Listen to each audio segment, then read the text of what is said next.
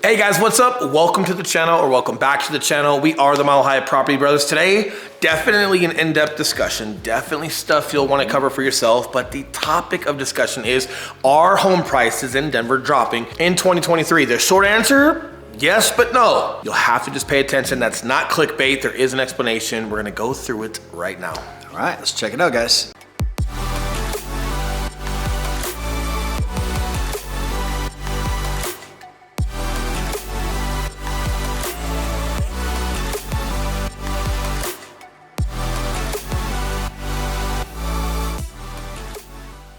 What's up, guys? I'm Eli Schmidt. This is my partner, Will Grimes. And if it's your first time checking out our channel, welcome. And while you're here, hit that subscribe button. Don't forget that notification bell. That way, every Tuesday and Thursday when we drop a new one of these, you get notified. 100%. And we're licensed brokers here in the state of Colorado, which means just as much as we love making these videos, we will love more to help you with those real estate needs. So that number that's popping up below, we are the guys who answer the phone calls, text messages, and those emails. So if we can help you, we would love to. But with that being said, let's dive into it. 2023, home prices dropping. Yes, but no. What does that even mean?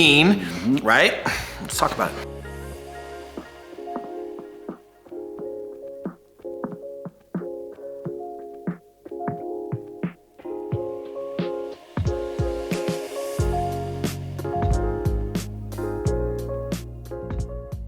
All right, guys, so to cut right to the chase, we all know we've seen a ton of interest rate changes in the past year. We saw interest rates from the beginning of 2022 to the end of 22 rise faster than they ever have before. Correct. Now, the short answer here is that Denver is still 5% more expensive than it was last year. Yes. So overall equity and home value is still holding and it's still higher. So one would say like, oh man, was it gonna drop? Well, it has settled back down since it was out of control about 10 months ago. It was getting out of control to where people thought there was just no end to price increases. Well, there was an end, and the end was interest rates getting significantly higher, which slowed down that overall. But true to the equity here in Colorado and just our whole infrastructure and appraised value, appraisals never got out of control. Kind of like held the line there, which is good.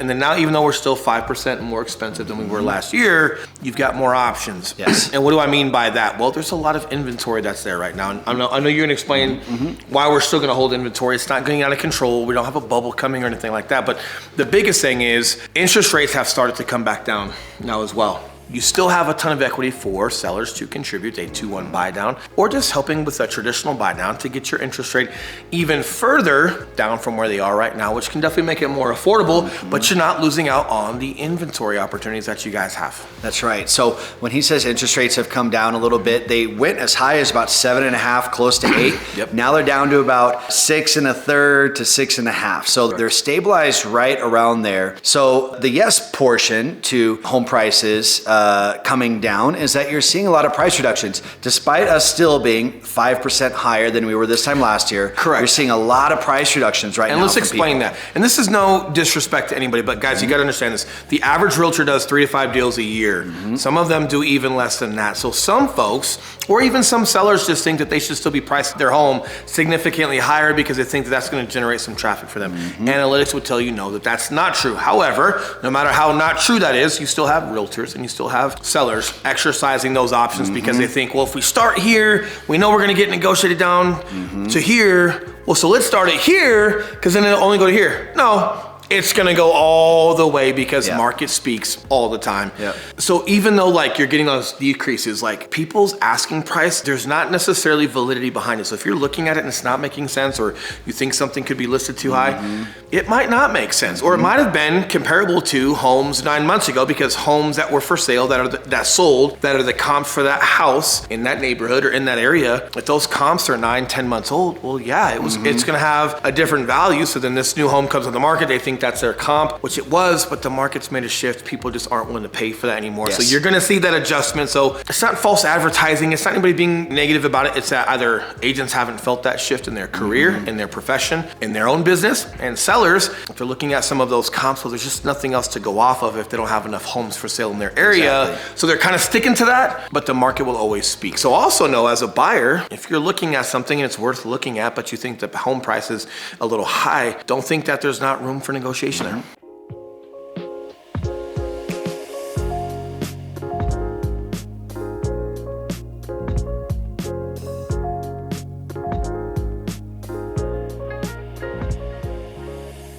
Yeah, now looking at average days on market, early 2022, we were average 5 to 7 days on market. And that's taking into account the homes that sold in one day and then the homes that you maybe were extremely overpriced. It would take 30 days, but 5 to 7, so almost no time on market. Now we're looking at average 34 days on market, and that takes into account all 11 counties in the Denver metro area. That's not just one specific. Some are a little bit longer, some are a little bit lower, but average 34. But the important thing to remember there, guys, is that means there's opportunity, okay, for buyers. And then for sellers, there is still fantastic opportunity. It's just maybe being a little more patient, a little more strategic about the pricing of your home, understanding that things are just taking a little bit longer to sit on the market.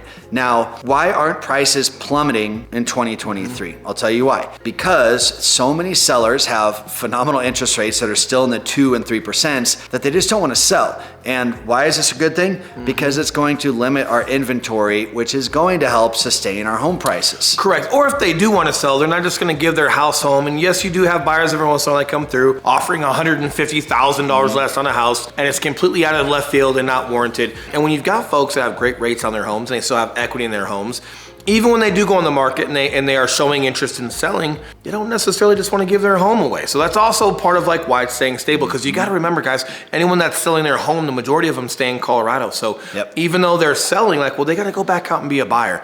And if they're going to drastically just overly lose on their house that they're selling, it's like, well, hey, is it even worth giving up versus moving to that area or adding a bedroom? Like, should we really do something like that? So we appreciate that because it keeps the market healthy, and also just a testament to you guys as far as like our home economy being stable. Yes. And this is exactly what we're looking for. And honestly, the market that we're in right now, this is something that Will and I have been like excited to see happen in the market, because again, when interest rates are super low, hey, great, a lot of buyers are out there, but man, a lot of them are having issues buying because you have to go so far over. Correct. And now with our interest rates where they're at, they truly are at more normal rates. And we're seeing much more of a balance of where, hey, sellers, you still have to be accountable and put a good product on the market, and you actually have to try and sell a home now. But then buyers, hey, you have a slightly higher interest rate, but hey, can we get some concessions from the sellers to buy that rate down? Right. And now you're in a good home that you didn't have to overpay for at a normal interest rate that, hey, if it drops substantially in the next couple of years, do a refi and get it lower. Right, and just to explain this a little bit further in case you're not picking up what we're putting down,